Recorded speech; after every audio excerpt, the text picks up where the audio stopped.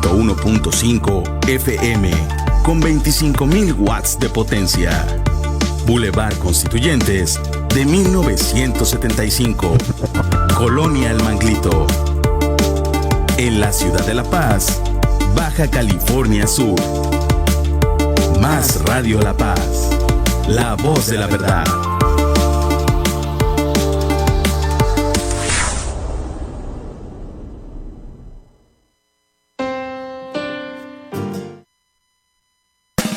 Más Radio La Paz.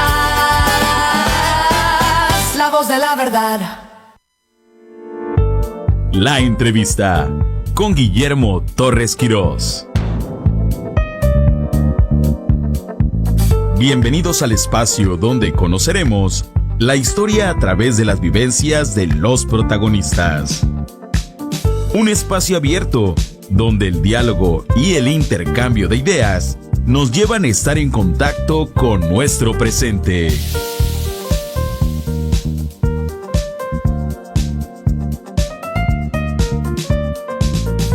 Guillermo Torres Quirós nos invita durante los siguientes 60 minutos a conocer a los personajes clave en la construcción del futuro del país. La entrevista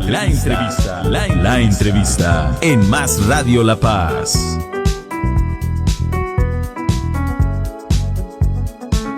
Comenzamos.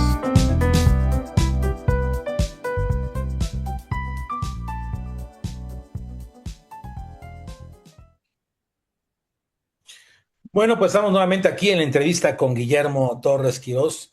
Y en esta ocasión me da a mí el gran gusto de presentarles a alguien que ha sido un político que ha vivido en carne propia el enfrentarse al autoritarismo, a una dictadura, a enfrentarse a la lucha por la difusión de la verdad y de la libertad. Hoy con nosotros está José Vicente García Ramírez, un buen amigo de Venezuela. Bienvenido, mi estimado José Vicente. Gracias, Memo. Muchas gracias por la invitación.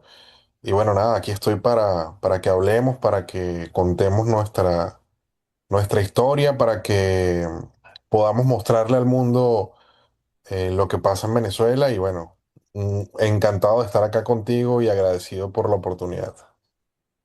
Mi estimado José Vicente, tú naciste un 15 de julio de 1985 allá en Venezuela. ¿Exactamente en dónde? Yo nací en el estado Táchira. El estado Táchira es frontera con Colombia. De hecho, nací en la capital de ese estado, en la ciudad de San Cristóbal. Y bueno, orgulloso de haber nacido en esa tierra andina, por supuesto. Oye, tu papá Carlos Vicente García Villamediana, tu mamá Laura Hortensia Ramírez, ¿a qué se dedicaban en tu infancia? Mira, mi papá y mi mamá siempre fueron emprendedores. Ellos siempre, digamos, buscaban estar en el mundo del comercio, ver qué inventarse nuevo para salir al mercado. Llegaron a tener una fábrica de carteras para mujeres. Mm. eh, y bueno, con eso desarrollaron, digamos, toda una infraestructura para mantenernos a mí y a mi hermano. Y con el tiempo, pues gracias a Dios eso nos dio educación y, pues todo lo que pudimos tener fue gracias a ese esfuerzo y a esa labor importante que hicieron ellos, ¿no? Así que, digamos, emprendedores al comercio, involucrados en todo eso. Tienes un hermano, Carlos Vicente, más chico que tú. Sí, sí, mi hermano tiene 34 años, 36 años, perdón, tiene mi hermano. Em, Obviamente, pues siempre hemos sido muy cercanos. Lamentablemente, producto de todo esto que hemos vivido, pues la distancia nos separa. Hoy día mi hermano vive en Estados Unidos. Afortunadamente, pues ya él también ha podido crear su propio núcleo familiar y bueno, siempre estamos en contacto y cada vez que puede viene a visitarnos acá a México. Oye, pero por las edades, entonces entiendo que viviste como hijo único, pues tu infancia. Bueno, solo nos llevamos 4 años de diferencia, la verdad es que no es mucho. Pero bueno, sí, digamos que viví esa parte de estar solo, ¿no? En algún momento de ser el primogénito, el hijo único. Sin embargo, pues bueno, obviamente con la llegada de mi hermano todo cambió y fue para mejor, sin duda. Maravilloso tener un hermano menor a quien cuidar. Oye, ¿y cómo fue tu infancia? Mira, fue una infancia muy tranquila, muy linda. Venezuela era otra. Venezuela no tenía las dificultades o las circunstancias que hoy tiene. Era un lugar maravilloso porque era muy seguro, podías estar en la calle con tus amiguitos, tenías la libertad de jugar con tus vecinos sin ningún problema, sin ninguna preocupación. No había problemas de servicios como hay hoy día en Venezuela. Digamos, fue una infancia normal, una infancia muy linda, una infancia llena de juegos, de vida, de niñez, como debería vivirse, que lamentablemente las nuevas generaciones en este país no pueden vivir. Yo tuve la oportunidad de tener esa vida tranquila en algún momento.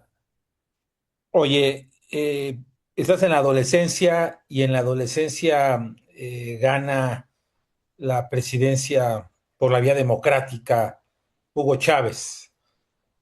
¿Tú recuerdas, digo, eras más chico, tú no te tocaba votar, pero ¿te acuerdas qué ambiente se vivía en ese momento cuando gana Chávez? Las motivaciones de la gente, ¿qué se decía en tu casa, por ejemplo?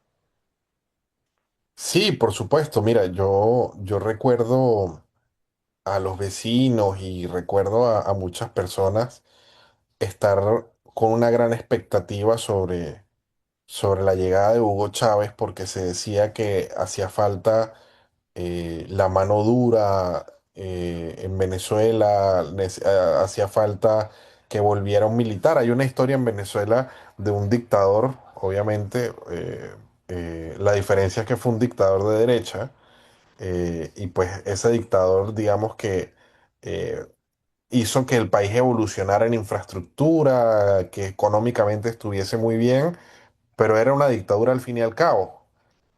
Pero se desarrolló el país con esa dictadura. Entonces la gente tenía en la memoria, en el recuerdo, que se necesitaba nuevamente a un militar en el poder. Y llega Chávez en esta elección y la gente tenía grandes expectativas. Recuerdo a esa edad que la gente decía que gracias a Dios había llegado el cambio, ¿no? Sin embargo, otros tantos, como por ejemplo mis padres, pues veían con un poco de preocupación porque, pues, digamos, ese discurso socialista ya venía marcando una nueva era que probablemente nos pondría en aprietos a todos los venezolanos y bueno, así fue. Tú, después ya en los primeros años de gobierno de Chávez, te toca entrar a estudiar ya la universidad, eh, o los primeros años del chavismo, ¿estoy en lo correcto? Sí, yo entro a la universidad. A ver, Chávez gana en el 98 las elecciones. En el 99 comienza su gobierno y yo entro a estudiar a la universidad en el 2003. Ujú. Y, y pues obviamente ya venía el país cambiando de manera progresiva. Sin embargo, en lo económico no se veía aún tan afectado porque había una bonanza petrolera enorme, había una chequera pesada en el país donde podían aún mantener, digamos, en lo económico algunas cosas, pero pues ya se venían cercenando algunas libertades muy importantes. Yo de hecho entrando a la universidad recuerdo que comenzaron las amenazas en contra de los canales de televisión y en contra de los medios de comunicación porque la gente se expresaba libremente y ya no permitían ninguna crítica al gobierno. Entonces, eso fue lo primero que recuerdo que comenzó a pasar en mi llegada al sistema universitario. Oye, ¿qué decidiste estudiar? Mira, yo empecé primero una carrera y luego a mitad me cambié para otra. Yo empecé en ingeniería mecánica y luego a mitad de carrera me cambié para ingeniería industrial. Fue un cambio quizás por el enfoque de vida que ya llevaba y que quería, digamos, tener una carrera que tuviese como un espectro un poco más amplio que la ingeniería mecánica. Y sin duda así fue y agradezco haber tomado esa decisión en ese momento porque creo que fue acertada. Oye, y en tu esa parte de juventud antes de entrar a la universidad y demás, ¿te interesaba la política o era algo ajeno para ti?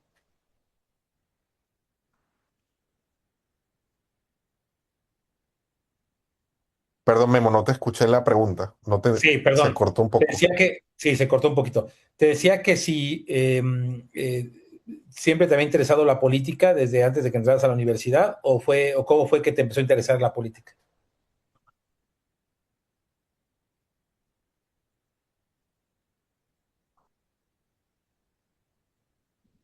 ¿Sí? ¿Sí me escuchaste? Sí, sí, te escuché. Sí, te escuché. ¿Me escuchas tú a mí? Sí, yo te escucho, sí. Ok, perfecto, sí. Mira, la política, la verdad es que antes de la universidad no era de mi interés. Eh, yo estaba dedicado al deporte, estaba intentando ser un deportista de alto rendimiento. em, y pues la verdad es que nunca me interesó mucho el tema de la política hasta un momento en específico, cuando ya estaba en la universidad, en el que pasa algo que hizo que explotara algo dentro de mi cabeza. O sea, era una sensación de injusticia, sentía que había que hacer algo, y fue justamente el cierre de Radio Caracas Televisión, eh, lo que hizo que se encendiera esa llama dentro de mí. Recuerdo, Memo, este cuento es muy interesante porque recuerdo estar en un salón de clase, estaba viendo una materia que se llama álgebra, y estaba el profesor dando clase y yo estaba distraído, honestamente, con mi teléfono porque, bueno, estaban llegando noticias y todo el mundo estaba igual, de que habían cerrado Radio Caracas Televisión.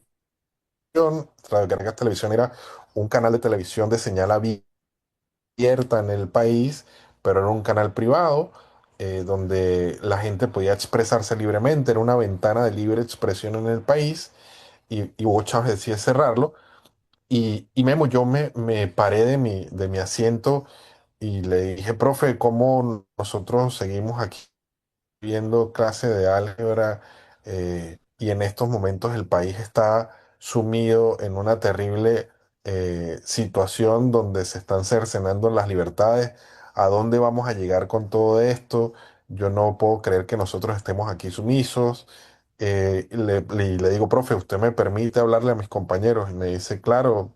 Entonces paso enfrente del salón y bueno, un poco como a darles un mensaje tratando de concientizarlos sobre la situación que estaba pasando. Y al final de lo que les digo a mis compañeros, le digo, profe, nosotros tenemos que salir a protestar, hay que hacer algo, no podemos quedarnos en la clase. Y me dice, pues adelante, los que quieran salir contigo, que salgan. Y bueno, salgo del salón y cuando miro atrás, viene toda la clase conmigo. Oh, Y empiezo a caminar por el pasillo y veo el siguiente salón, toco la puerta, el profesor abre la puerta, le digo, profe, perdón, ¿puedo hablar con mis compañeros un momento? Me dice, sí, claro, adelante. Y hablo con el siguiente salón y cuando salgo de ese salón viene toda la clase conmigo y así fui salón por salón en la universidad y cuando llegué a las puertas de la universidad y volteé, había más de 3.000 personas detrás mío y yo no tenía idea de qué estaba pasando. Y salimos a la calle, ahí al semáforo de la universidad, en la esquina, y cuando llegan los medios de comunicación, los medios llegan y los reporteros preguntan con quién hablamos y todo el mundo voltea y me señala a mí.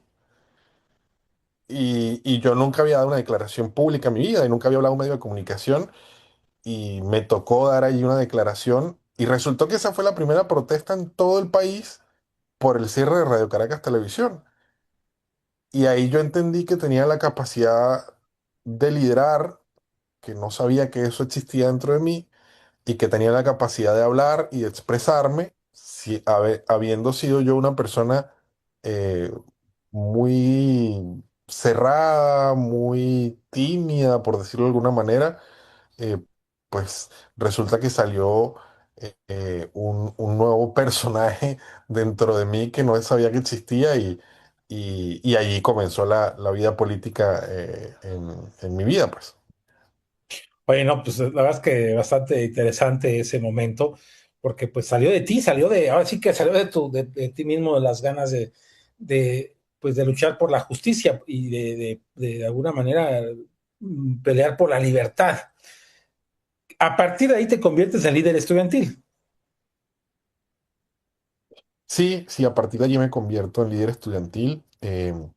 Ya incluso con el tiempo se hacen elecciones en la universidad, cosa que a mí pues me interesaba poco. Yo estaba dedicado a la causa libertaria y se hacen elecciones y pues la gente me pide.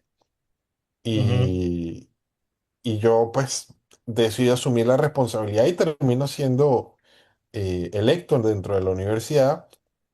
Y bueno, eso me dio más, digamos, más poder porque ya era una persona legítimamente electa y eso me permitió también coordinarme con otras universidades dentro de mi estado y eso comenzó a generar una gran red y comenzamos a organizarnos con universidades de otros estados y terminamos conformando algo que se le denominó el Parlamento Joven Estudiantil de Venezuela, donde allí deliberábamos, donde tomábamos decisiones, donde nos movilizábamos nacionalmente de manera coordinada y bueno, allí nace el movimiento estudiantil de la generación 2007 en Venezuela y sin duda, pues, haber sido partícipe, haber podido estar en la construcción de todo esto, para mí, sin duda, viendo atrás, es un gran orgullo, por supuesto.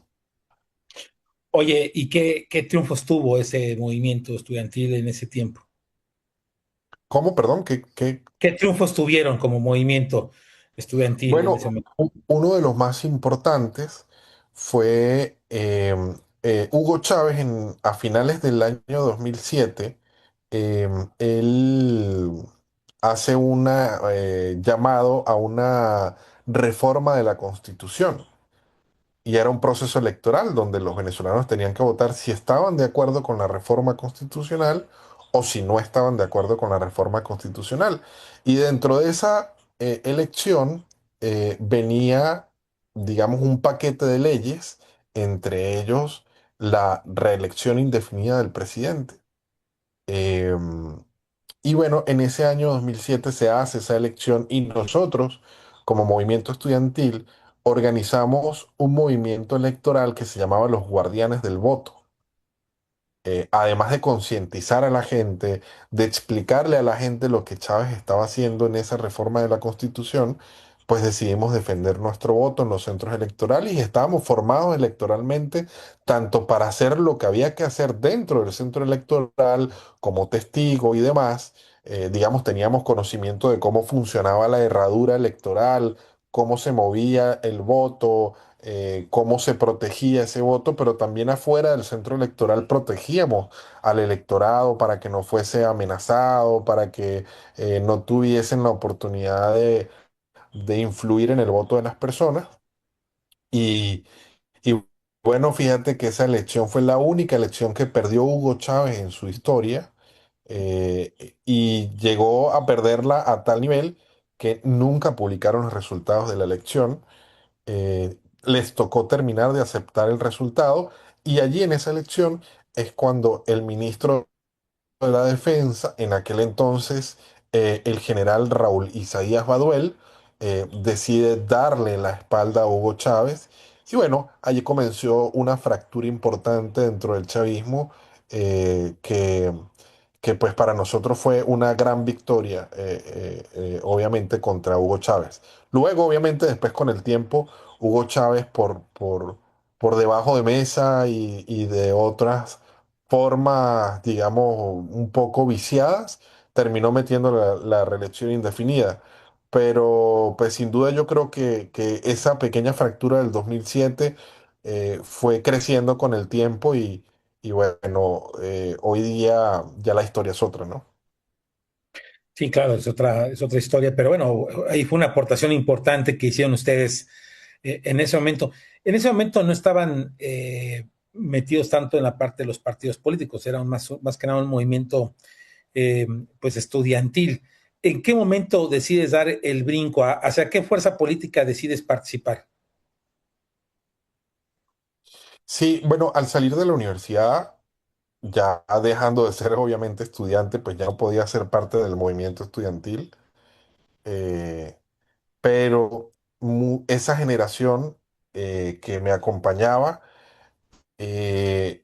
a nivel nacional comenzamos a unirnos, comenzamos a buscar la forma de organizarnos entre nosotros, y pues allí sale una reunión donde logramos toda esa generación hacer una reunión con Leopoldo López. Leopoldo López en aquel entonces era alcalde de Chacao, en Caracas, y pues era un personaje importante dentro de la política venezolana, sigue siendo un personaje importante dentro de la política venezolana, y fundamos una organización política que nació primero como un movimiento que se llamaba Voluntad Popular, o se llama Voluntad Popular. eh, y bueno, muchos jóvenes de esa generación logramos entrar dentro de esa organización política, y ya pues a finales de 2012 ya era formalmente una organización. Oye, y estando ahí en esa dinámica de voluntad popular y demás, pues decides competir a un cargo de elección popular. ¿Cuál fue ese cargo? Sí, justo en el año 2013 venía una elección de alcaldes y concejales a nivel nacional. Em, Empezamos a organizarnos en nuestro estado. Obviamente yo vivía en la capital del estado Táchira, y pues había un circuito electoral que siempre había ganado el chavismo, ¿no? Yo me lo tomé personal como un reto, decidí entrar en esa contienda electoral como candidato a concejal, que sería aquí en México como las veces de un regidor, si no me Regidor. equivoco. Ujú. Sí, es correcto. Eh, y bueno, me lanzo por ese circuito. Fue una campaña sin recursos, fue una campaña donde todo estuvo dedicado a caminar, a visitar a la gente, a tocar puertas. ah, no había recursos para tener, digamos, eh, un video, una canción, o tener unas pancartas, o unos pendones, o unos, ¿cómo le dicen acá? Unos, Gallardetes, unas. sí, exacto, un espectacular, era imposible llegar a tener algo así.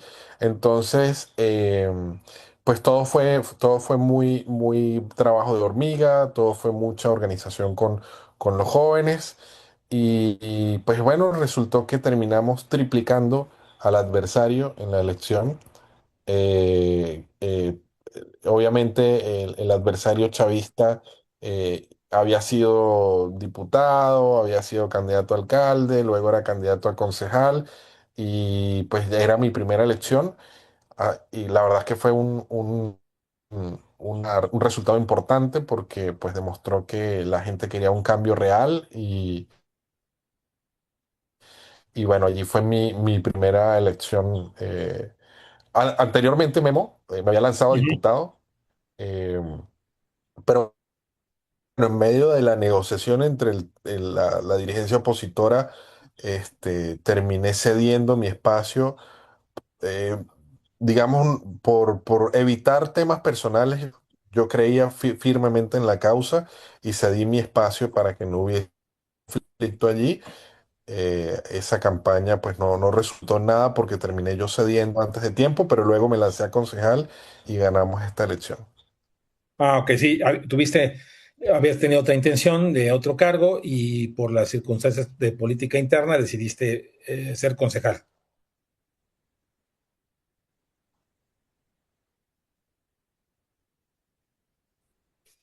Sí. Correcto, correcto. Oye, y bueno, a ver, antes de irnos a nuestro corte, eh, ¿qué hiciste como concejal? Digo, porque obviamente ganaste, ganaste con otras, ganó como fuerza opositora, ganaron, eh, pero pues no tenían los recursos, estaban castigados por la federación. ¿Cómo fue ese paso como concejal?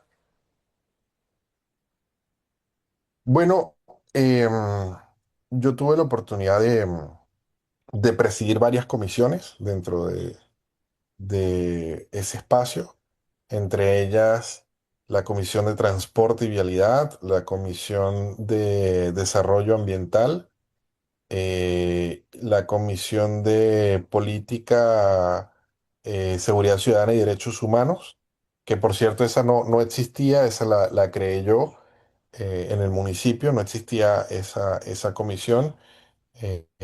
Tuvo esa comisión un papel importantísimo porque, bueno, en ese momento ya había una violación sistemática y flagrante de derechos humanos en el país y esa comisión pues se dedicó precisamente a llevar, digamos, todo ese trabajo de defensa ciudadana, de denuncia, de registro de todo lo que sucedía y hoy día esa comisión sigue funcionando gracias a ese trabajo, esa labor, esa gestión que hicimos en aquel momento. Pero mi gestión como concejal fue truncada, Memo, porque el gobierno me apresó, me llevó a la cárcel. Vamos a hacer una breve pausa aquí en entrevista con Guillermo Torres Quirós y nos va a contar ahorita José Vicente qué pasó, por qué lo llevaron a la cárcel y también nos tiene que contar por qué esta huelga de hambre que hizo en el Vaticano. Vamos a hacer una breve pausa y regresamos. La entrevista con Guillermo Torres Quirós.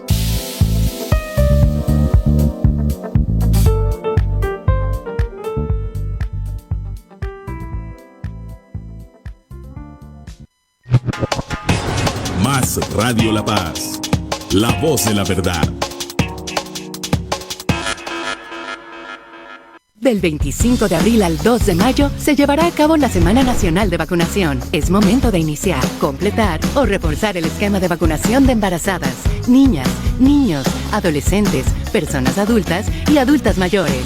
Las vacunas son gratuitas y estarán disponibles en unidades de salud y módulos de vacunación. Conoce qué vacunas te corresponden y dónde vacunarte llamando al 079 o visita dondemevacuno.salud.gov.mx. Vacunar es amar. Gobierno de México. Hola, amantes de la gastronomía. La cocina va más allá de los ingredientes. Prende las hornillas, afila tus cuchillos y acompáñanos en Sabores Más.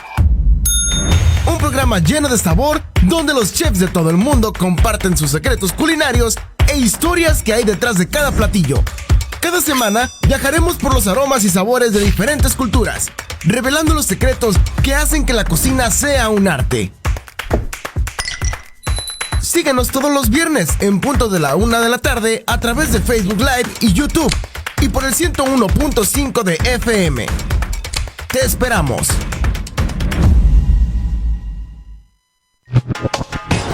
Más Radio La Paz, la voz de la verdad.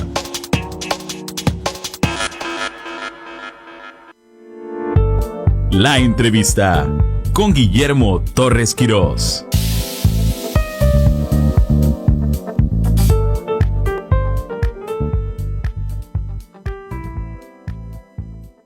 Estamos de regreso aquí en la entrevista con Guillermo Torres Quirós. Hoy tengo el gusto de estar con José Vicente García Ramírez. político venezolano, nos está contando su vida y nos está contando que siendo él concejal allá en San Cristóbal, en el estado de Táchira, en Venezuela, pues no termina su gestión porque es encarcelado. Cuéntanos, ¿qué fue lo que pasó ahí tú como un político de oposición?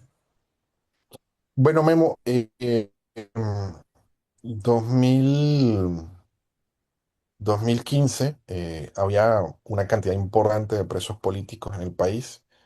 Los presos políticos ante la, digamos, la violación flagrante de sus derechos que estaba suscitándose dentro de las cárceles, decidieron hacer una huelga de hambre.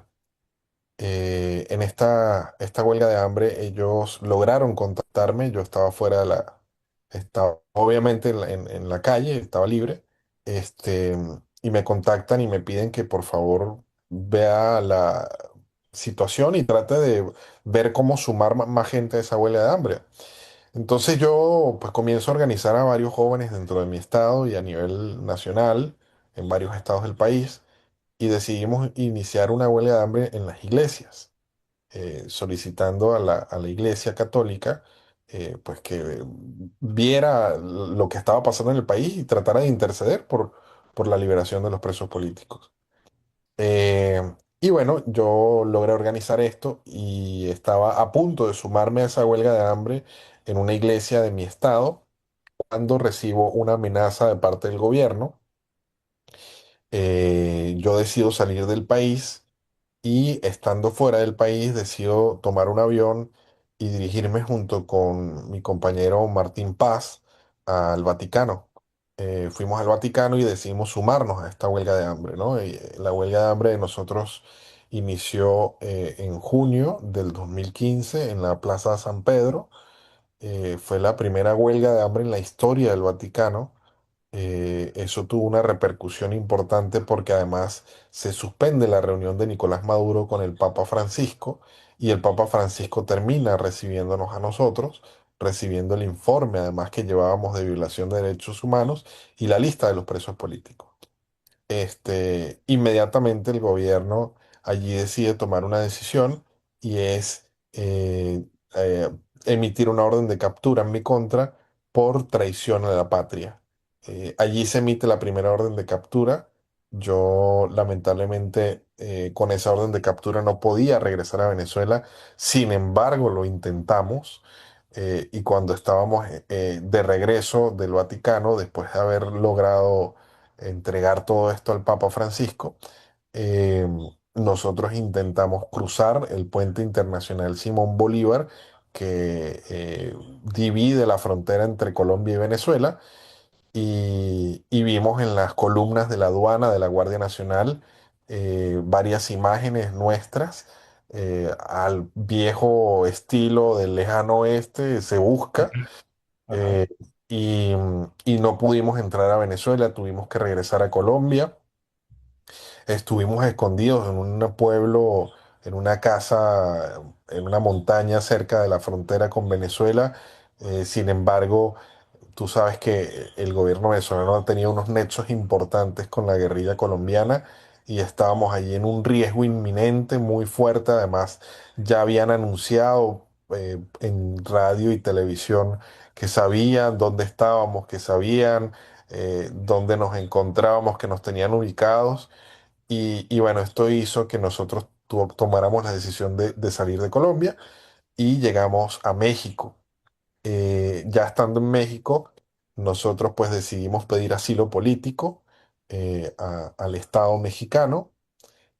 Afortunadamente pues fue aprobado y estuve desde el 2015 hasta el 2016 en México, en la Ciudad de México. Y en 2016 yo decido regresar a Venezuela y decido regresar a Venezuela por una razón. Y es que a finales del 2015, en diciembre, la Asamblea Nacional en Venezuela la gana la oposición. Ujú. Ganamos una mayoría importante y se estaba comenzando a redactar una ley de amnistía. Y yo sentí que ya con el inicio de la redacción de la ley de amnistía, yo podría estar protegido, ¿no? y decido regresar a Venezuela. Bueno, al regresar me estaban esperando en el aeropuerto, me estaba esperando el SEBIN, el Servicio Bolivariano de Inteligencia Nacional. Sin embargo, pues yo tenía un plan.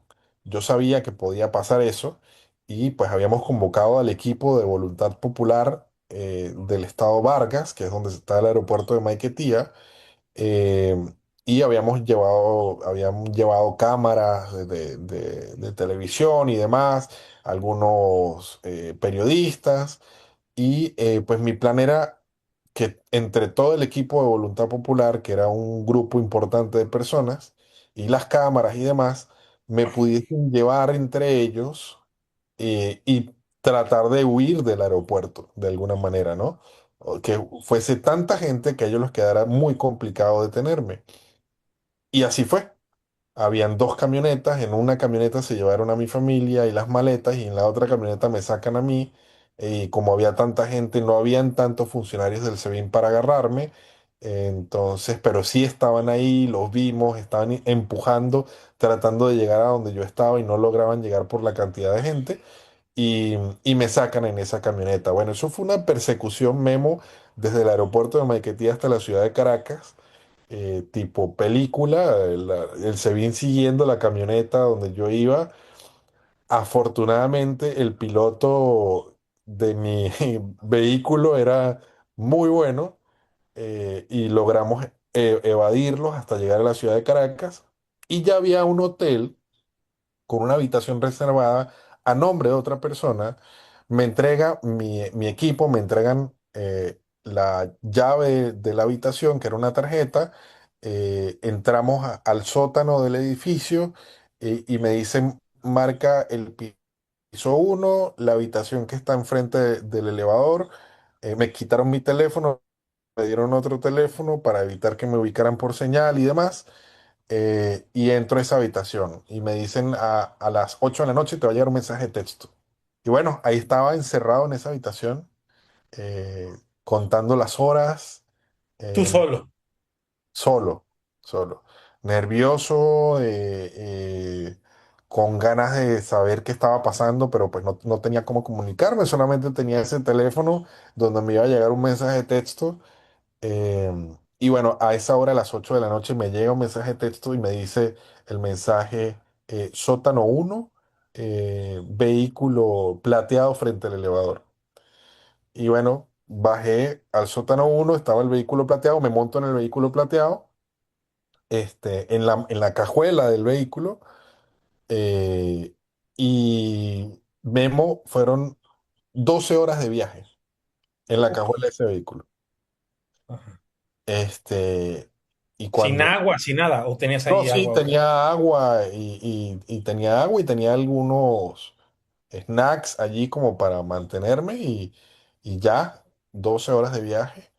Este, y llegamos a mi estado, a San Cristóbal, al estado Táchira, a la capital, y llegamos y había un acto donde estaban más de 3.000 personas.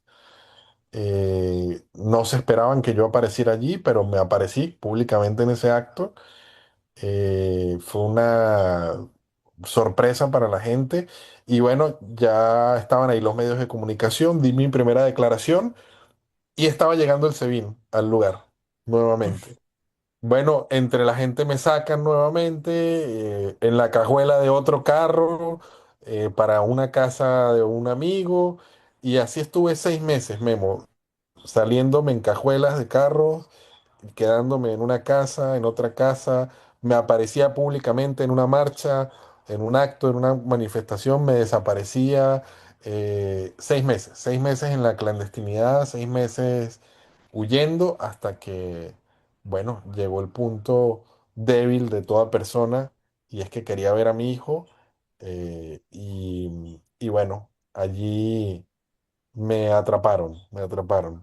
Este, esa noche pasé la noche con mi hijo y en la mañana traté de salir rápido, en un vehículo, y me atraparon, me interceptaron dos camionetas, me pusieron una tela negra en la cabeza, me metieron a golpes a esa camioneta, eh, Me trasladaron con la cara totalmente tapada hasta un lugar que desconocía. Cuando me destapan la cara, estaba parado, esposado frente a una mesa que estaba llena de uniformes militares, de granadas, de armas de guerra.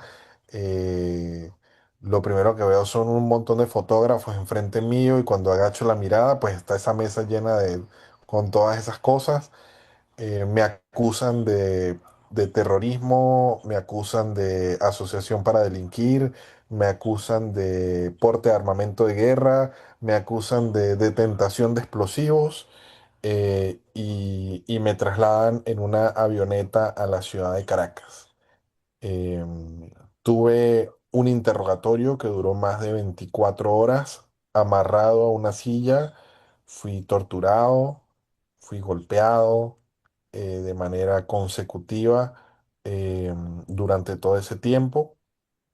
Luego me llevan a una celda donde estoy con más de 53 personas en un espacio de 10 por 10, hacinado completamente, sin agua, sin alimentos, sin un lugar para dormir, durmiendo en el piso. Como había tanto hacinamiento, me dio escabiosis, me dio sarna allí. eh, Fue muy difícil esa situación. Mientras tú comías, alguien estaba defecando a tu lado. Era muy terrible, ¿no? En esa celda duré, creo que una semana. Luego me sacan de allí, me vuelven a hacer otro interrogatorio que dura aproximadamente unas 12 horas. Me vuelven a golpear, me vuelven a torturar y luego me meten en otra celda con otros 6 presos. Estos sí eran presos políticos. Y luego de estos 6 presos quedamos nada más 3 en esa celda el resto de los 2 años de cárcel en los que estuve.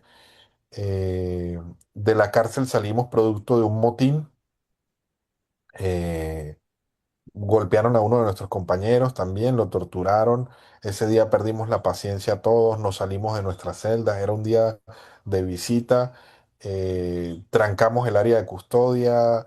eh, Secuestramos a 6 funcionarios que estaban allí en el área de custodia, los encerramos en una celda. El motín duró 36 horas. Fue uno de los momentos más peligrosos que he vivido en mi vida, Memo, porque pues no solamente estábamos los presos políticos, sino también habían presos comunes allí, gente de todo tipo. Y bueno, sobrevivir a ese evento hizo que la presión fuese tal para la liberación de los presos que terminaran liberándonos. Sin embargo, pues me liberan con unas medidas judiciales muy estrictas, me liberan con prohibición de declarar a los medios, prohibición de hacer uso de redes sociales, prohibición de estar en actos y eventos públicos, prohibición de salida del país y presentación cada 30 días en tribunales. Y en el año 2000, me liberan en el 2018. En el año 2020, Diosdado Cabello, que es el segundo o era el segundo de Nicolás Maduro, este, me amenaza públicamente nuevamente en su programa de televisión, que es un programa de señal abierta que lo ve todo el país.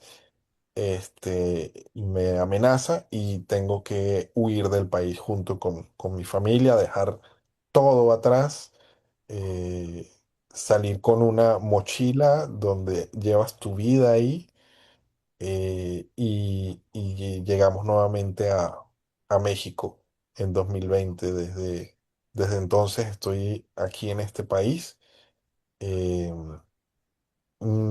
sufriendo como cualquier otro migrante, tener que buscar empleo, comenzar de cero, reinventarte, eh, buscar cómo mantener a tu familia. eh, no ha sido fácil, Memo, te soy honesto, ha sido muy complejo, pero en el camino he encontrado a muy buenos amigos, como tú, por ejemplo, que fuiste una de las Gracias. personas que me recibió acá en este país. Y y bueno, hoy lamentablemente estoy sufriendo las secuelas de estas torturas, Memo. Eh, Tengo un problema motor en estos momentos en una de mis rodillas, producto de esas torturas. Eh, Tengo rotura de ligamento cruzado anterior de mi rodilla derecha, tengo problemas en los meniscos, problemas en varios tendones, tendinopatía.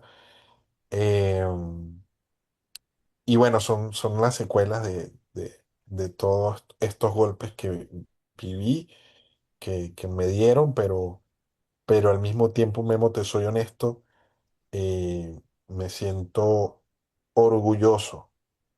eh, a pesar de todo esto, eso es como tener una medallita de honor en el pecho y poder ver a la cara a los venezolanos y poder ver a la cara a mis compatriotas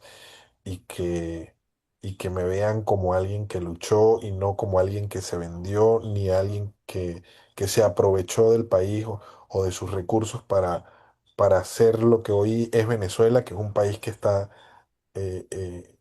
que tiene que comenzar de cero también otra vez, Memo. Venezuela tiene que reinventarse, Venezuela tiene que reconstruirse de cero. Tantas vidas que se perdieron, tantas personas que sufrieron, tantas familias separadas. eh, Somos apenas 30 millones de venezolanos y de esos 30 millones, 9 millones están fuera del país, corriendo por el mundo, viendo cómo sobrevivir. Eh, esto, Esto ha sido un crimen atroz, Memo, y creo que es un crimen que todo el mundo tiene que señalar, que todo el mundo tiene que denunciar y que todo el mundo tiene que seguir visibilizando lo que pasa en Venezuela, porque no ha terminado, a pesar de que ya no está Maduro, hay un gobierno interino. Entiendo que hay un proceso de transición, pero el problema, Memo, es que los tiempos de la geopolítica mundial no se mueven al mismo ritmo de los tiempos de la desesperación venezolana, Memo. No Ujú. se mueven al mismo tiempo. Y ojalá que todo esto termine de concluir rápido, porque la gente no aguanta, porque el miedo, porque la desesperación, porque la hambruna, porque los problemas de salud, porque la separación de las familias no aguanta, Memo, no aguanta tanto tiempo. Entonces, ojalá que todo esto cambie y todo sea para bien. Oye, cuando estuviste en la cárcel y te torturaban y ese tiempo, ¿qué pasaba por tu mente en ese momento? ¿Qué era lo que te movía a seguir de pie, digo, con todas esas desesperación, pero qué era lo que te motivaba? Bueno, Memo, lo primero que me motivaba era que yo sabía que quienes me estaban golpeando eh, eran solo unos cargamaletas, eran los que seguían órdenes de estos criminales, ¿no? Pero ellos nunca se atrevieron a hacerlo de frente. Ellos nunca se atrevieron a estar allí en el momento, ellos nunca se atrevieron a ellos mismos a ejecutarlo, sino tenían que mandar a alguien más para hacerlo. Y eso es de cobardes. Ellos nunca se atrevieron a confrontarnos directamente, ni a vernos a los ojos y a la cara y confrontarnos frontalmente. No, nunca se atrevieron a hacerlo. Eso es lo primero que me motivaba, que me sentía eh, a pesar de que estaba en una situación de sumisión allí, me sentía con más poder que ellos, porque Mm. era libre. Ellos no. Esos que me estaban torturando eran presos de su propia conciencia, presos de su propio crimen. Yo, a pesar de que estaba esposado y que estaba siendo golpeado, yo era más libre que ellos. Y, y lo segundo que me motivaba a mantenerme y a resistir, obviamente, toda esa brutal agresión era mi familia, eran mis padres, era mi hijo, era volver a salir a verlos, volver a salir y disfrutarlos, volver a salir y estar con ellos. Eso me motivaba mucho. Y lo tercero, sin duda alguna, la causa venezolana. Venezuela es un país maravilloso que merece todo, Memo. Y por eso te digo que me siento orgulloso y me pongo la medallita de honor en el pecho de haber pasado por todo esto porque Venezuela lo merece. Es un país que merece todo lo mejor. Oye, pues tú ya mencionaste actualmente la situación que está viviendo Venezuela, que es un proceso lento, que sí hay desesperación y demás, pero bueno, creo que a final de cuentas ya se ve un panorama distinto al que estaba antes. Sé que tú lo mencionaste, tiene secuelas a consecuencia de la tortura, eh, movilidad, un problema de movilidad ahorita. Eh, ¿Dónde te podemos? Sé que andas juntando, sé que andas recolectando pues apoyo para que se te pueda operar. Eh, ¿Dónde podemos ayudarte, mi estimado José Vicente? Mira, Memo, en mis redes sociales estoy montando una campaña que se llama GoFundMe. En esa campaña la gente puede donar. Eh, y obviamente, pues yo tengo mi cuenta mexicana eh, si quieres te doy mis redes sociales o les expongo acá mis redes y a través de ellas me pueden escribir y los que quieran donar también me pueden donar directo a mi cuenta mexicana. Yo se las paso al privado. Mi Instagram es @José Vicente G. Y mi cuenta de X es @José Vicente G. En ambas me pueden escribir y bueno, con lo que me puedan ayudar yo eternamente agradecido. Sí, bueno, vamos a ponerlo al momento de que se comparta esta entrevista. Ya para ir terminando, ¿qué viene para José Vicente García después de esta operación? Eh, ¿Cuáles son tus planes?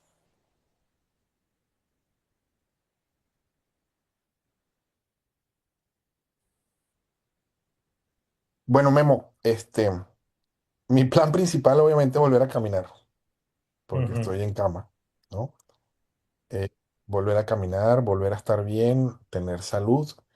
Eh, yo estoy en este país, estoy también emprendiendo, Memo. Mi plan también es seguir trabajando, seguir haciendo crecer mi emprendimiento, eh, seguir siendo buen ciudadano en México y esperando algún día ver un cambio en mi país y por supuesto, como todo venezolano, pues buscar en algún momento ese retorno añorado, ¿no? Sí, claro, regresar ahí.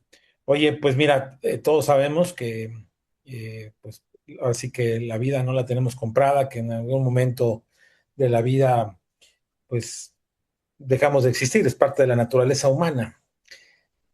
Si fuera la última oportunidad que pudieras dar un mensaje, ¿qué le dirías a José Camilo, a tu hijo? ¿Qué le dirías a tus padres, a tu hermano Carlos? ¿Qué les dirías a ellos como último mensaje, a la gente que quieres? ¿Cuál sería tu mensaje final? Em,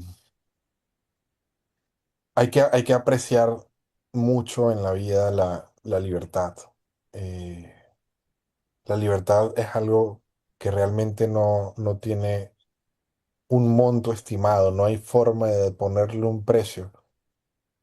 Cuando vives el cautiverio, cuando vives la cárcel, cuando vives la prisión, y además de forma injusta, le das valor a las pequeñas cosas. Estar, por ejemplo, en la cárcel y no tener una silla para sentarte, no tener una mesa para comer, no tener un lápiz para escribir, no tener un papel para dibujar. Ahí es cuando comienzas a darle valor a las pequeñas cosas, a los detalles. Y en base a los detalles es que tú puedes construir cosas. Cuando tuve mi primer lápiz, cuando tuve mi primera hoja de papel, cuando pude escribir mi primera frase, ahí me di cuenta del valor que tenía la construcción no solamente intelectual, desde el punto de vista intelectual, sino en la construcción de algo que va a quedar para el legado, porque todo eso que escribí por allí está y en algún momento alguien lo va a leer y en el futuro esa va a ser la única forma de que no se olvide lo que pude hacer. Entonces, dedíquense a los detalles, dedíquense a la construcción del legado, dedíquense a evitar que la libertad sea cercenada. Ese es mi mensaje, no solo para mi familia, sino para todos. Pues mi querido José Vicente, yo te agradezco muchísimo el que nos hayas compartido tu experiencia de vida, eh, que es un testimonio valiente, fuerte, lo que viviste, esos más de 2 años en prisión, más los momentos de cautiverio, más los momentos en los que estuviste encajuelado y demás. Eh, Hoy en día mucho se habla de que México va por el mismo camino de Venezuela. ¿Tú coincides con ese comentario o crees que son cosas distintas? Memo, me preocupa mucho México. Me preocupa mucho México porque eh, hay dos preocupaciones que tengo. Por un lado, eh, veo que la delincuencia cada día adquiere más poder en este país. Cada día tiene más control.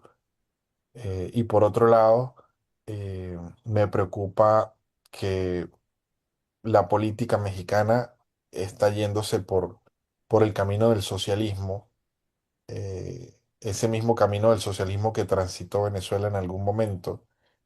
Eh, y mi mensaje para los mexicanos es, miren, no hay que tener tres dedos de frente para darse cuenta que cuando tu país va en mal rumbo, la mejor forma de darse cuenta es con quienes se alían.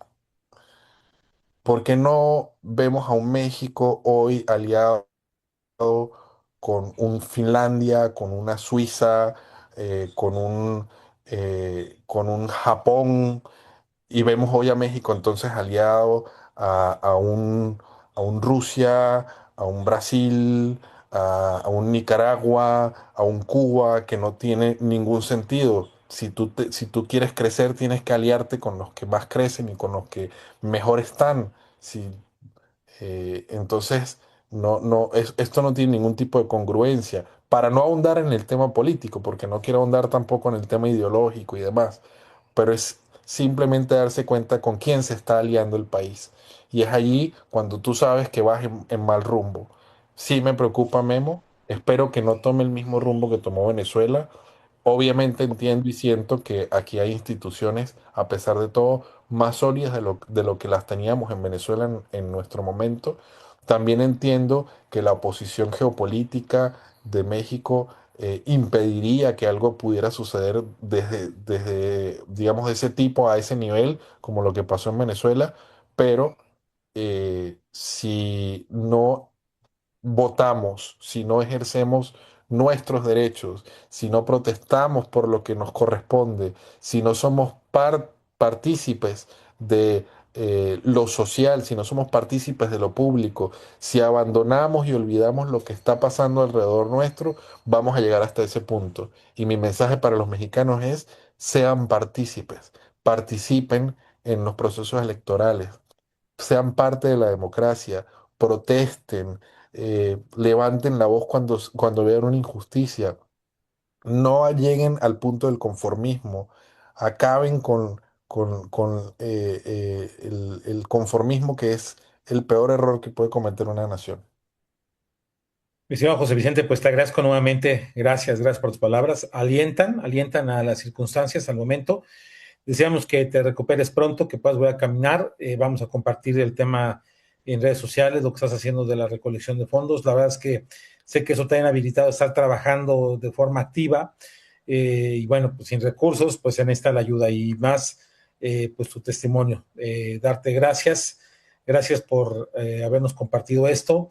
Y bueno, pues pedirles a todos que le echen la mano a José Vicente, sin duda vale mucho la pena. Esto fue la entrevista con Guillermo Torres Quirós.